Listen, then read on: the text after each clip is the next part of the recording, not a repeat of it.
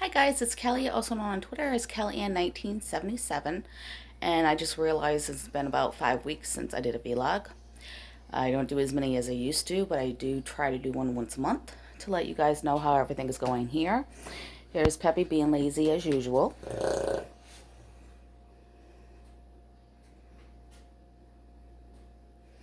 Yes, she likes to take over my chair. A lot has actually happened, and I would love to say it's all great things, but it's not. It's been a very stressful at least 3 weeks. Um,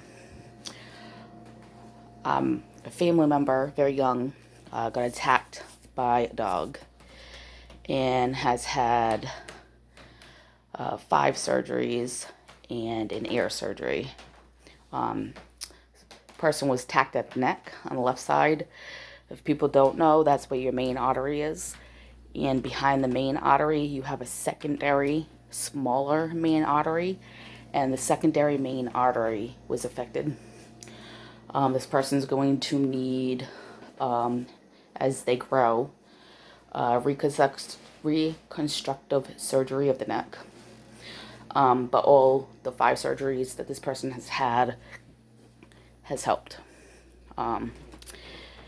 Feeding tube going up the nose. This person is still on the feeding tube and will be for quite some time. Before this happened, didn't realize that we use our throat to eat and drink, and our muscles as well to talk. This person is talking, just 1 or 2 words, not sentences anymore. So this person is in Boston right now, and as you guys know, I don't live in Boston. So don't know when we are going to see this person and the parents. Could be a couple months, it could be 6 months, a year, we don't even know. But it's physical therapy and speech therapy.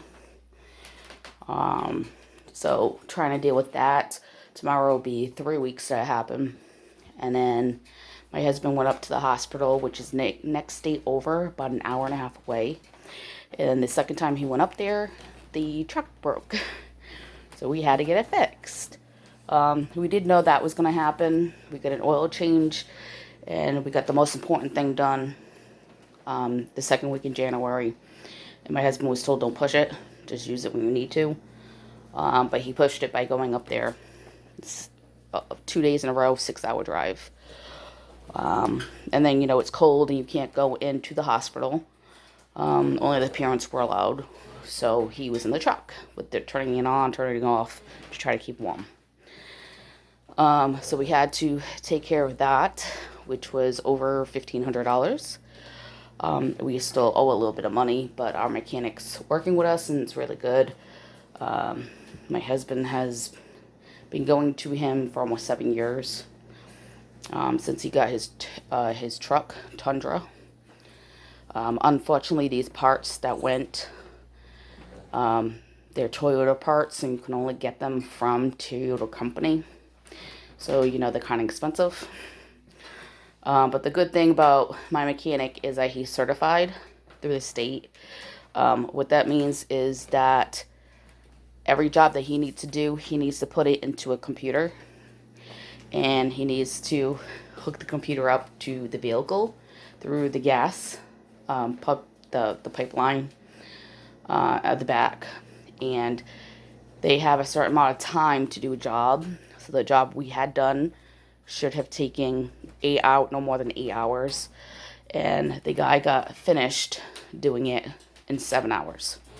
Now, if it goes over the 8 hours, they cannot charge us for it.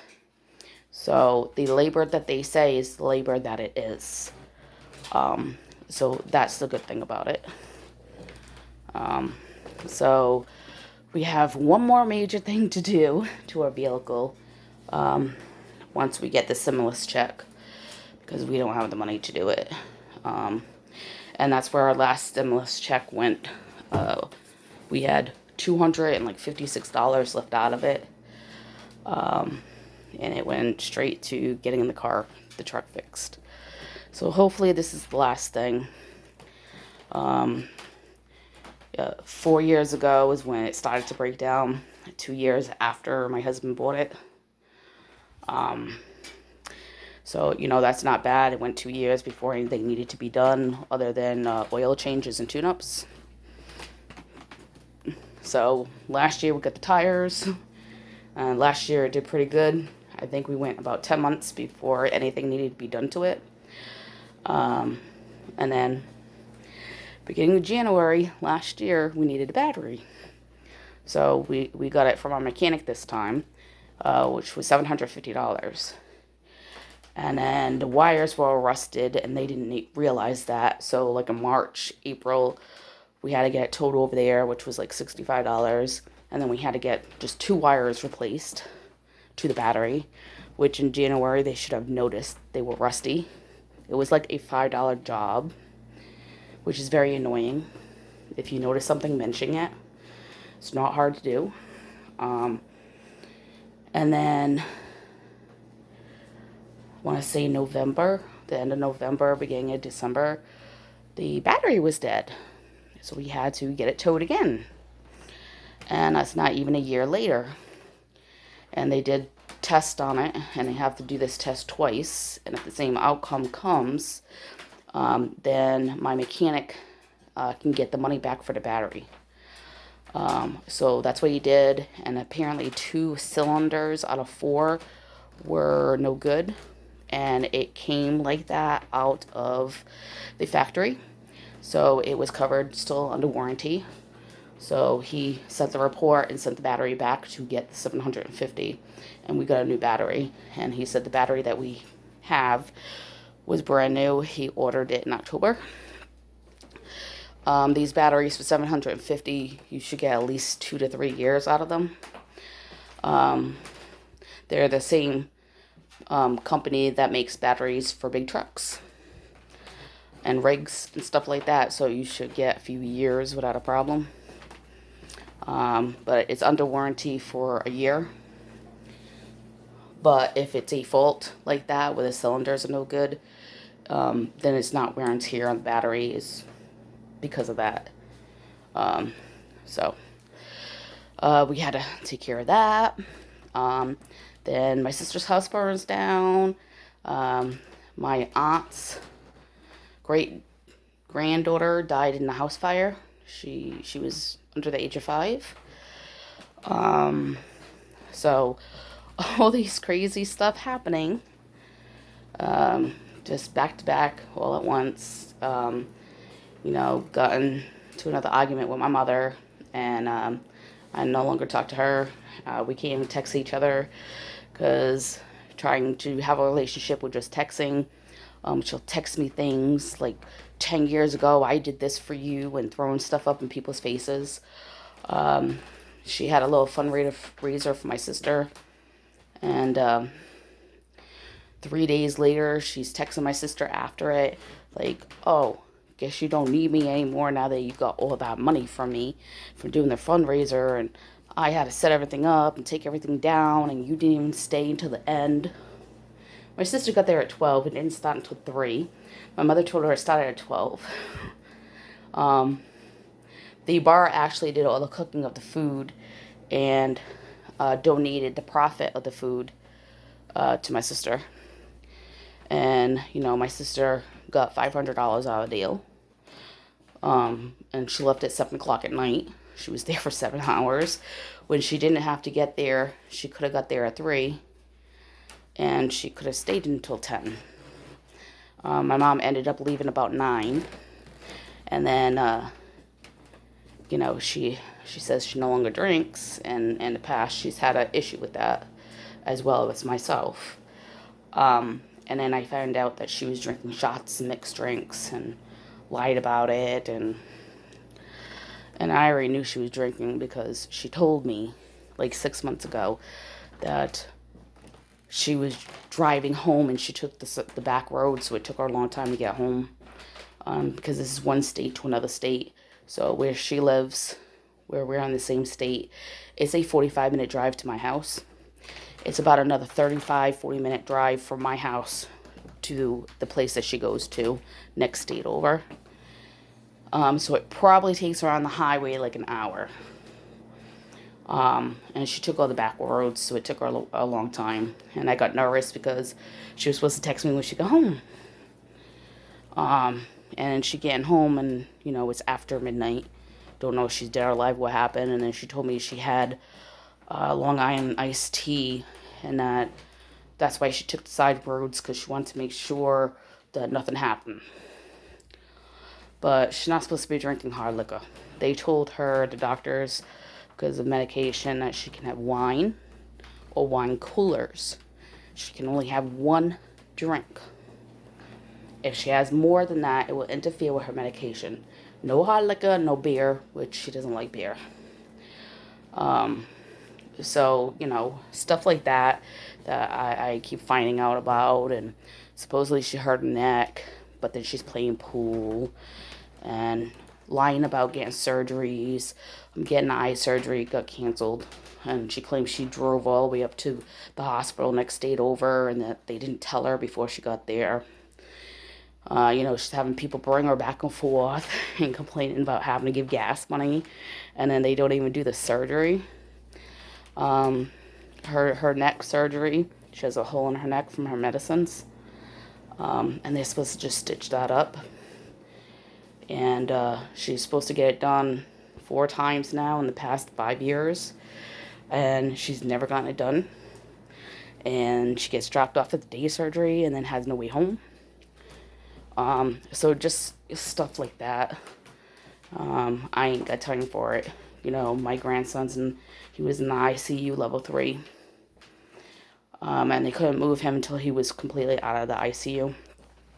And, I have a picture of him with the feeding tube, and he has to wear a neck brace, just to make sure he doesn't go after the injury.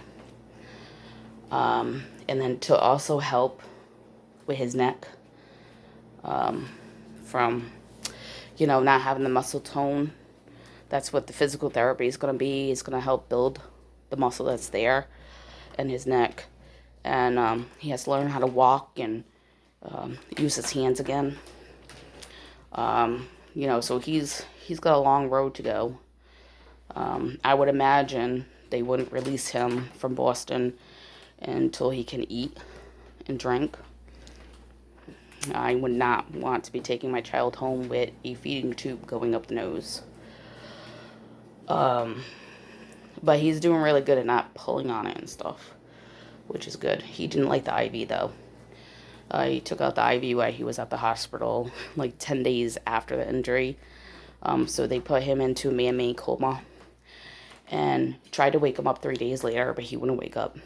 And then they tried 2 days after that for 5 days later, and he slowly woke up. But it took him a couple of days to completely come out of it. He's still on some pain medicine to help with the pain and stuff. And he's doing physical therapy every single day from 7 a.m. to 1 p.m. And then the rest of the time he has with his parents. 1 to 7 is visitation.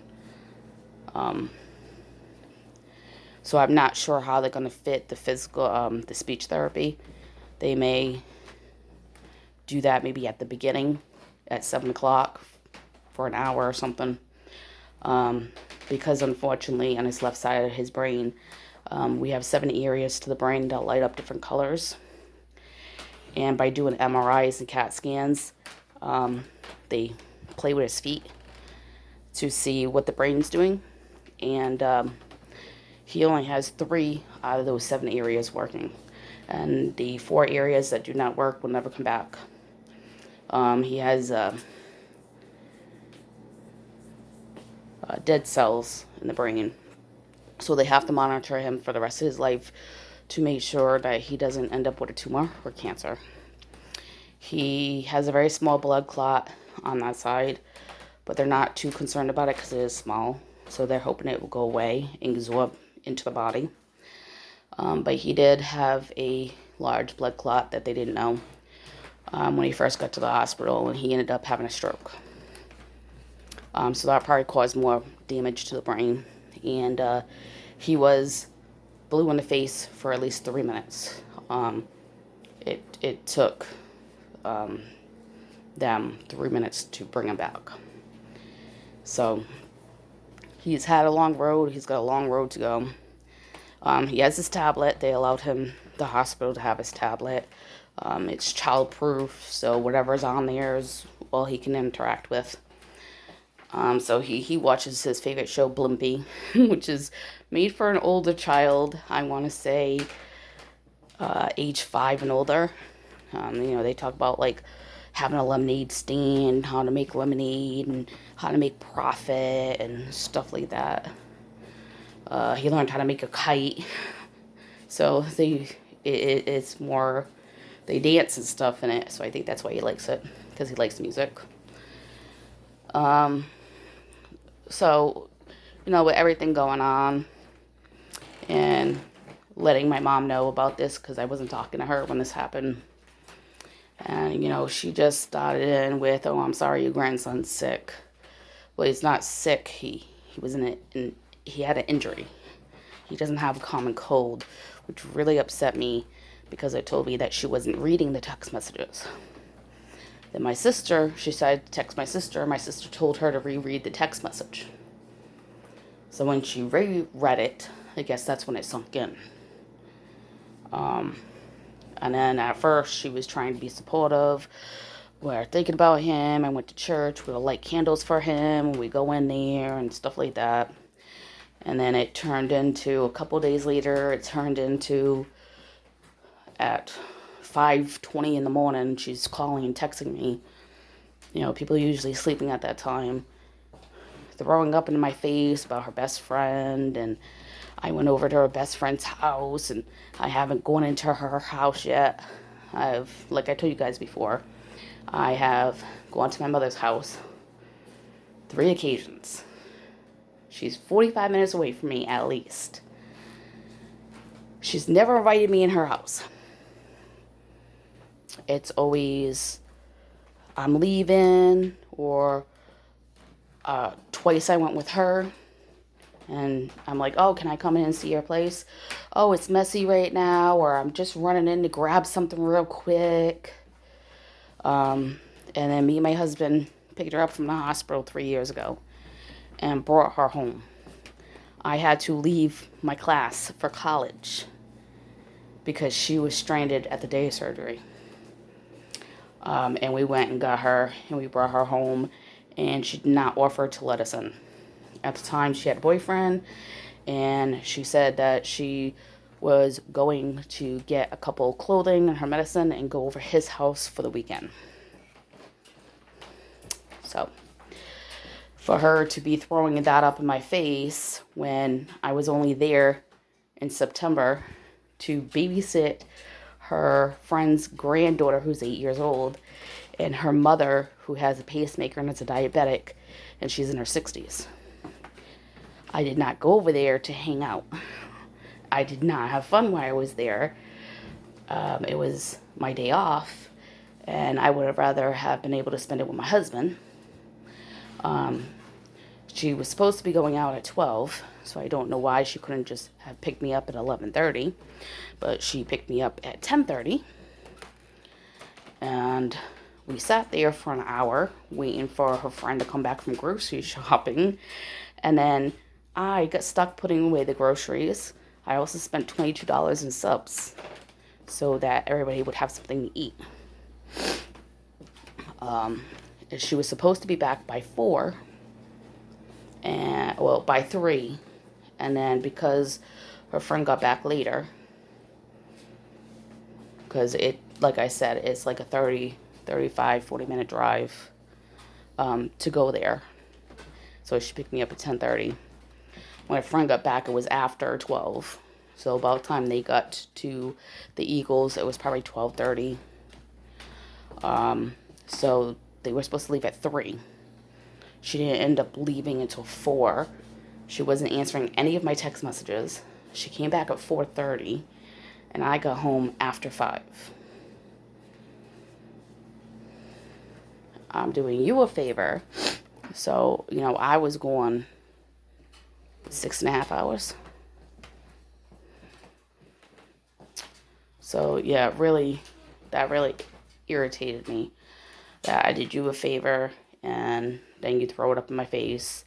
And then she started to talk about my 17-year-old, which has nothing to do with the situation with my family member. So it was just books and books that she was writing where you have to hit view all because it's so long. So I have told her, how dare you throw anything up in my face? I did you a favor. I could see how much you appreciated it. And then I told her to leave me alone. Don't come to my house. Don't drop anything at my door. I don't want any handwritten letters from you. Don't text me because I'm not going to be able to read it. I'm blocking you. So when I block somebody, I can't get text messages. And this way I can't get upset, which is very stressful. She can call. Any blocked number goes straight to voicemail. And she can leave up to a 3-minute message if she wants. And that's the way I have my block done.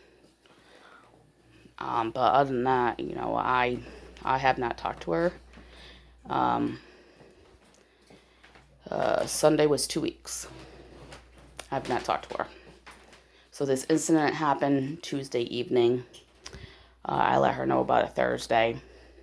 And by Sunday, she was blocked again. So there's only so much that I can do. She does have seasonal bipolar, but it's not an excuse for her behavior. I'm sorry. She's had it my whole life.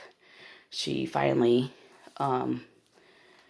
got her disability when she was 28, and it took her 7 years. So when she was 28, she was put on medicine to try to help control it. But after her menopause, it got a lot worse. And I'm going to say about 13 years ago, she had her menopause and was done with it. But she won't take the hormone pill because she says she doesn't like the way it makes her feel. But again, having an illness is not an excuse to treat people like crap and say whatever you want. And hopefully she'll learn that, but she hasn't. Me and my sister have been going through this the past 4 years with her, where we talk to her, and then we don't talk to her for a while, and then we try again, and she's good for a couple months, and then she goes back. But as soon as she went back, going hang out at the Eagles bar, she didn't do it for 2 months. She wasn't feeling good. And that's how I know she really wasn't feeling good, because she wasn't going. But now she's going back, and as soon as she went back, she got that attitude, and she just thinks she can do whatever and say whatever she wants. And that's not the way it is. So that's what's been going on in my life. Other than that, my husband's doing good with school. He did end up missing 1, 2. He ended up missing 7 classes altogether, because he has 2 classes on Mondays and Wednesdays, and then he has an online class on Tuesday and Thursday. But then he has other classes. He has 2 more classes that they give you deadlines of what you need to do. So he was a little late on the deadline, so they count that as being absent. So yeah, he woke up late today. He thought he had his alarm set Monday through Thursday, and he only had it set Tuesday and Thursday. So I have to fix it for him. So he probably ended up like 10 minutes late, but it's better than not going at all. And as you can see, I'm letting my bangs grow. So I tried to give it a little texture yesterday using the crimper. So I'm probably going to do that again today, because it just gives it more lift. But the crimp does not stay when I go to sleep on my bangs.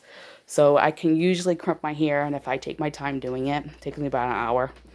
I can keep it in for 2 or 3 days, and I'll still have the wave to it. But my bangs, they're like flat, unfortunately. But I want them to grow and like come down here. and then I can crimp them or I can braid it. So I'm working on that. And as soon as it warms up, and there's not ice outside, I don't mind walking in the snow, but I can't do it with ice. I'm going to start walking. I'm going to start doing it twice a week. And hopefully I can work myself up. Before my bone disorder really kicked in 4 years ago. Me and my husband were dating. We used to walk and play Pokemon Go all over the place. And we lose track of time. And the Pokemon tells you how many miles you walk. And before we knew it, we were walking like 2 or 3 miles when we played it. And that was in the summertime when it was hot. We just get so excited, I guess. So I'm going to start to do that again. And hopefully I can lose some of this weight. I'm 215, if anybody's wondering. When I met my husband 5 years ago, June 18th would be 5 years ago, I met him. I was 135 pounds. And within like 10 months I got pregnant. The pregnancy did not work out. I am going through menopause myself. I've been going through it since I was 37. I'm 43. Hopefully not too much longer. I'm in stage 2. There's 3 stages to it. And you complete menopause when you no longer have your cycle for 12 full months. Then you're done. I have not missed a cycle yet, which is part of stage 2. But I do start my cycle early. The past 3 months, it's been early, between 10 to 7 days. So now I'm getting it on an average about every 21 days. So the doctor said that's a good sign that it's doing what it needs to do. Some people, it takes 3 or 4 years. And some people, they can have it as long as 10. So I can still get pregnant, but it's harder. And when I did get pregnant 4 years ago, it was a chromosome issue. And unfortunately, that can happen again because of menopause. So with that being said, if we are lucky enough to have a child together, then we do. If not, then we have Peppy. And of course, his children are my children. It's been like that about 6 months after I met them. So that's good. Other than that, my husband has been playing The Sims 4 for 3 days. He get up, do his homework, and then the rest of the day play The Sims. So we'll say he starts at 3 o'clock in the afternoon. He's still playing at 3 o'clock in the morning. Crazy. He installed Wicked Whims mod, and he's just having a field day with that. And he's a sorceress right now. He's crazy. I play games on and off, but I mainly play cell phone games because of how I feel right now. Like, my hand's all swollen.